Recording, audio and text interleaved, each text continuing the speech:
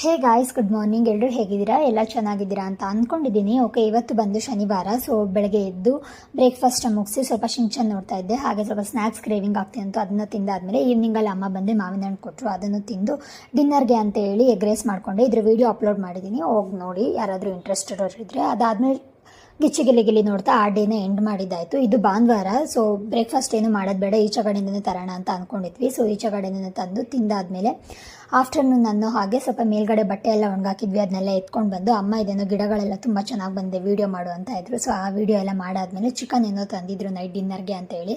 ನಾನು ಈ ಥರದ್ದೆಲ್ಲ ಓಪನ್ ಎಲ್ಲ ಮಾಡಲ್ಲ. ಚಿಕನ್ ತೊಳೆದೆಲ್ಲ ಕೊಟ್ಟರೆ ಬೇಕಾದ್ರೆ ಅಡುಗೆ ಮಾಡ್ತೀನಿ, ಬಟ್ ನಂಗೆ ತೊಳೆಯೋದಕ್ಕೆಲ್ಲ ಇಷ್ಟ ಆಗೋದಿಲ್ಲ, ಹಿಂಸೆ ಅನಿಸುತ್ತೆ. ಬಟ್ ಅವತ್ತು ನಾನೇ ಅದನ್ನು ಮಾಡ್ತಾ ಇದ್ದಿದ್ದರಿಂದ ಆ ರೀತಿ ಎಕ್ಸ್ಪ್ರೆಷನ್ ಇತ್ತು ಅಷ್ಟೇನೆ. ಅದಾದಮೇಲೆ ನಮ್ಮ ಮಮ್ಮಿಗೆ ಇವರು ಫೇವ್ರೆಟ್ ಜೋಡಿ ರಾಜಾರಾಣಿಲಿ ಇವಾಗ ಪ್ರೆಸೆಂಟಲ್ಲಿ.